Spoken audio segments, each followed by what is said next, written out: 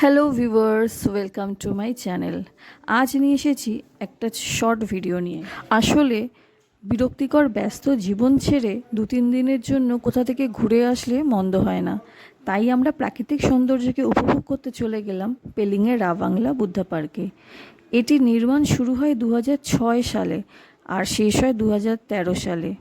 গৌতম বুদ্ধের 2550তম জন্মবার্ষিকী উপলক্ষে এটি স্থাপিত হয়।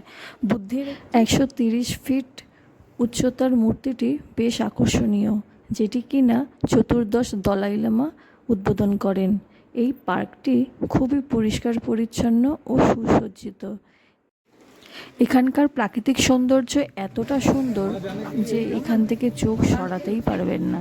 আমরা যখন পেলিংয়ে গেছিলাম তখন ফেব্রুয়ারির লাস্টের উইক, তখন একটু ক্লিয়ার ছিল না ওয়েদার, কিন্তু যখন ক্লিয়ার যদি থাকতো তাহলেও ফাটাফাটি সিনারি যা সুন্দর দেখতে লাগতো, জাস্ট মুগ্ধ হয়ে যেতাম। তবে এখন যখন গেছি তখন অতটাও খারাপ লাগছিল না, মোটামুটি ফিল করতে পারছিলাম। আর ব্যস্ত লাইফ ছেড়ে কে না চায় বলুন একটু দূরে কোথা থেকে ঘুরে আসতে, আর যদি সেটা পছন্দের পাহাড় হয় তাহলে তার কথাই নেই। পাহাড়ে গেলে তো আমার ঘরে ফিরে আসতে মনই চায় না, কিন্তু যখন ঘরে আসার সময় এগিয়ে আসে তখন আরও মনটা খারাপ হয়ে যায়। যখন আবার গাড়িতে উঠি বাড়ি যাওয়ার উদ্দেশ্যে, তখন চোখ থেকে যেন জল বেরিয়ে আসে। তখন শুধু মনে হয় যদি এই সময়টা থেমে যেত, যদি আরেকটু বেশি থাকতে পারতাম, যদি আরও কয়েকটা দিনের অফিস থেকে এক্সট্রা ছুটি পেতাম তাহলে খুব ভালো হতো। আমি যদি কখনো পাহাড়ে যাই, বিশেষ করে পাহাড়ে দু চোখ ভরে সব সময় প্রাকৃতিক সৌন্দর্য দেখে যাই, কিচ্ছু মিস করা যাবে না।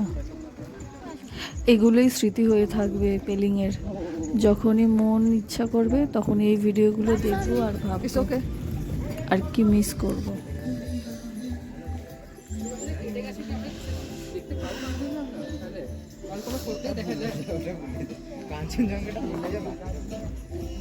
আর আমার মেয়ে কোথাও গিয়ে কোনো অ্যাক্টিভিটি করবে না, সেটা কি হয়? এই পার্কে ঢুকে যখন থেকে দেখেছে এইটা, তখন থেকে আমার কাছে বায়না করে যাচ্ছে, মা এটা আমি করব, মা এটা আমি করব। আমি তারপর ভাবলাম ঠিক আছে চলো। তারপরে ভাবলাম আমিও একটু ট্রাই করি, কিন্তু বিশ্বাস করো যারা নন ডান্সার তাদের এইসব ট্রাই না করাই ভালো।